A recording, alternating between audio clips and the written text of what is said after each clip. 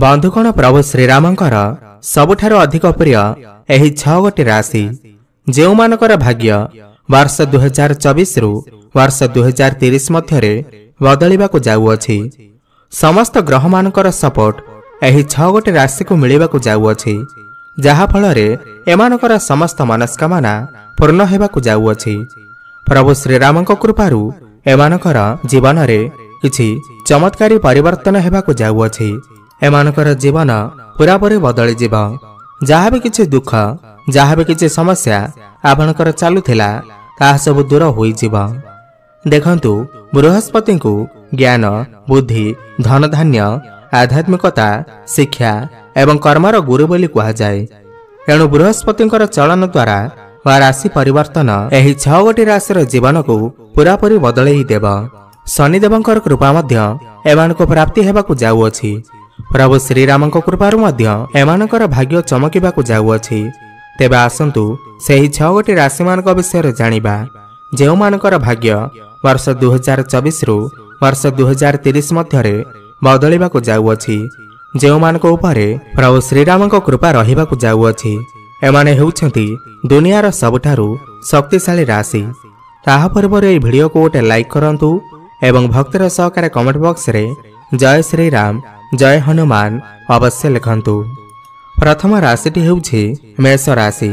शास्त्र अनुसायी बृहस्पतिंकर चलन हेतु गजलक्ष्मी राजयोग सृष्टि हेब, जहा मेष राशिर व्यक्तिविशेषक पाई अत्यंत शुभ फलदायी रहिब।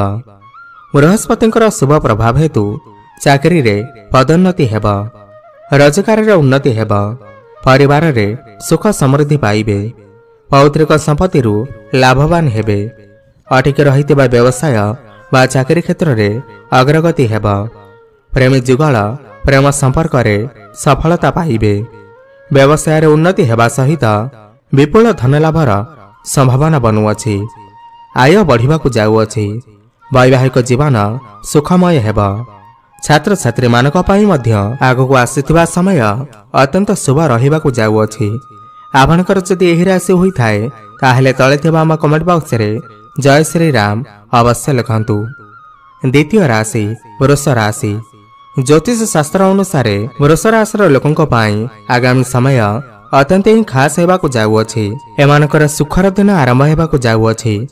आर्थिक स्थिति मजबूत हेबा सहित दारिद्रता आपणकर पाख मारिब नाही।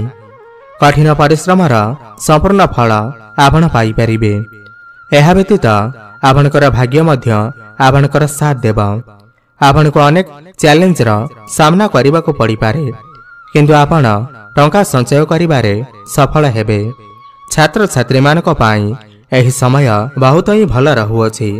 व्यापारी हुअंतु, चाकरी रे थांतु किंबा आपण जेकोसी भी कार्य रे थांतु ना काहेकि आपणकु आगामी समय रे अनेक सफलता देखिबाकु मिलिब।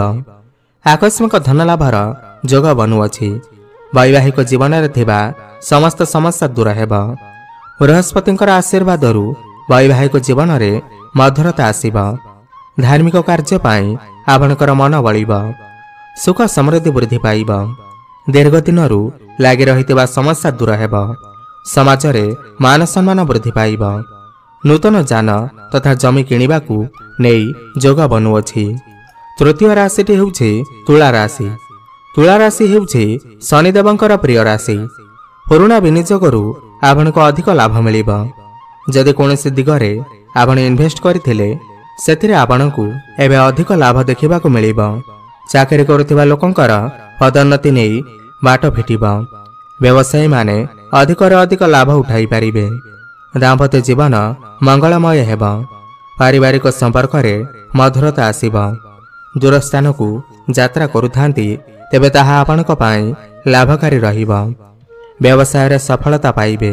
आर्थिक क्षेत्र रे लागि रहितबा समस्या मान दूर हेब। आकस्मिक अर्थ लाभर जोग बनुअछि। कोर्ट कचेरी मामला रे विजय लाभ करिबे।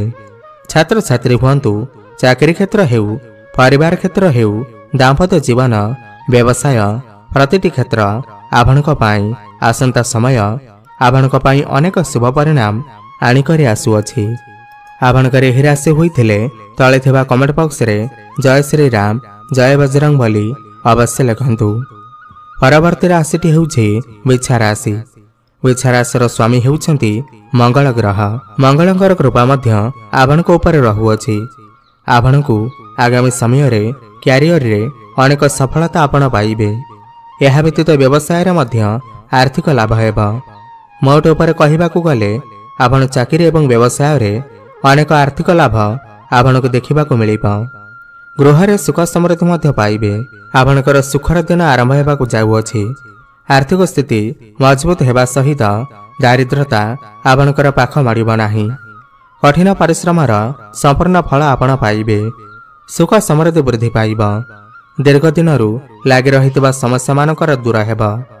छात्र छात्री मानक पई मध्य समय आपणक पई बहुत ही शुभ साब्यस्त हेबा। आपणकर एही राशि होइथिले तळे थिबा कमेंट बॉक्स रे जय श्री राम जय हनुमान अवश्य लिखंतु। पंचम राशिटी हेउछि कुंभ राशि। कुंभ राशि पई एही राशिर व्यक्ति मानक पई भाग्य उदयर समय आसी जाइछि। पूर्व अपेक्षा आर्थिक स्थिति आपणकर भल रहिबा। आपण माने पुराना समस्या आपणकर जहाँ भी किछि चालुथिला सब शेष हेबा। प्रगतिर नुआ रास्ता खोलिबा। आपणकर जीवन रे धन सुख समृद्धि आसीबा। आपणकर प्रेम जीवन भल रहिबा। अठिक रहितबा टंका मिलिबा।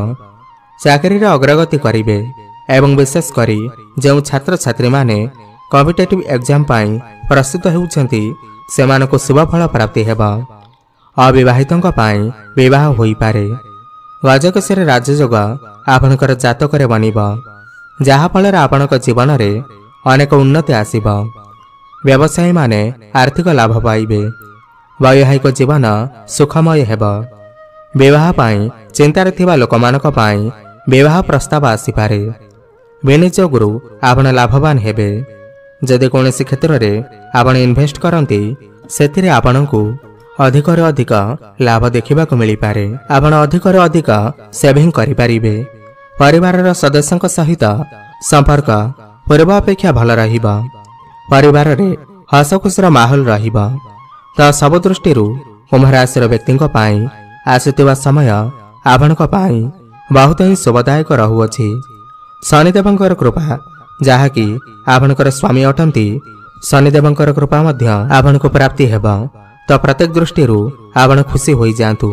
आपणक पाई बहुत ही सुख समय एवं शुभ समय आनिकरे आसुअछि। आपणकर एही राशि होइथिले तळे थिबा कमेंट बॉक्स रे जय श्री राम जय हनुमान अवश्य लिखंतु एवं वीडियो को गोटे लाइक करंतु। धन्यवाद।